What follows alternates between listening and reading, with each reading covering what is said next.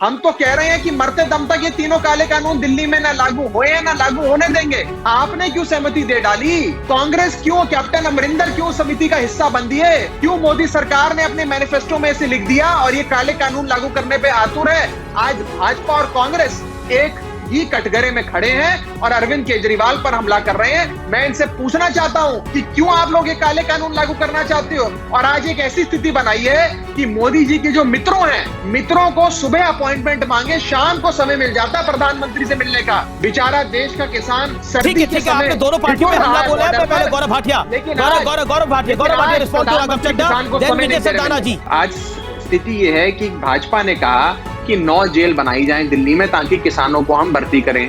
केजरीवाल सरकार ने मना कर दिया जेल बनाने से, तो भारतीय जनता पार्टी हमसे परेशान है।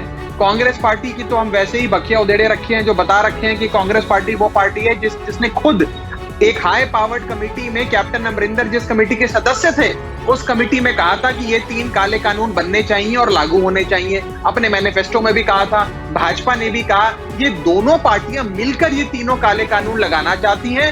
दूसरी तरफ आम आदमी पार्टी ना जेल बनने दे रही है, वहां बॉर्डर पर लोगों की सेवा कर रही है, ना काले कानून लागू होने दे रही है। इनके पेट में हो रहा है दर्द। अब ये अनर्गल झूठ बयानबाजी कर रहे हैं। आज स्थिति बड़ी स्पष्ट है अमीर जी। मैं आपसे जानना चाह रहा हूँ, ये गैजेट क्या है फिर? आज बड़ी विचित्र चीज है कि बीजेपी और कांग्रेस एक ही जबान में बात कर रहे हैं, क्योंकि ये दोनों पार्टियां वास्तव में एक ही है। कैप्टन अमरिंदर वास्तव में भारतीय जनता पार्टी के मुख्यमंत्री, उनकी कितने घनिष्ठ रिश्ते मोदी जी के साथ हैं, भाजपा के कहने पे काम करते हैं, आप भी जानते हैं, मैं भी जानता हूं। लेकिन अगर कृषि कानून पे आ जाते हैं, अगर केजरीवाल सरकार ने ये तीनों काले कानून लागू किए होते तो क्या दिल्ली का किसान आज आंदोलन नहीं कर रहा होता?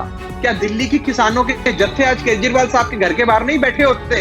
आज अपनी नाकामी छुपाने के लिए, केजरीवाल साहब को बदनाम करने के लिए इस प्रकार की झूठी बिल्कुल ये बदनाम होगा। मैं जानना चाह रहा हूँ कि आपकी सरकार ने ये कौन सा गैजेट रिलीज किया था 23 नवंबर सोमवार को? मैं आपको अधिकृत तौर पे, पार्टी का अधिकृत सरकार का विधायक होते हुए ये कहना चाहता हूँ, इस गैजेट नोटिफिकेशन का, अगर मैं समझ पा रहा हूँ जो आपके हाथ में, इसका 3 काले कानूनों से कुछ लेना देना ही नहीं है। और मैं आज अनुरोध करना चाहूंगा भाजपा और कांग्रेस के साथियों को, अपनी स्थिति स्पष्ट करें। हम तो कह रहे हैं कि मरते दम तक ये तीनों काले कानून दिल्ली में ना लागू हुए या ना लागू होने देंगे। आपने क्यों सहमति दे डाली? कांग्रेस क्यों, कैप्टन अमरिंदर क्यों समिति का हिस्सा बन दिए? क्यों मोदी सरकार ने अपने मैनिफेस्टो में इसे लिख दिया और ये काले कानून लागू करने पे आतुर है? आज भाजपा और कांग्रेस एक ही कटघरे में खड़े हैं और अरविंद केजरीवाल पर हमला कर रहे हैं। मैं इनसे पूछना चाहता हूं कि क्यों आप लोग ये काले कानून लागू करना चाहते हो? और आज एक ऐसी स्थिति बनाई है कि मोदी जी के जो मित्रों हैं, मित्रों को सुबह अपॉइंटमेंट मांगे, शाम को समय मिल जाता है प्रधानमंत्री से मिलने का।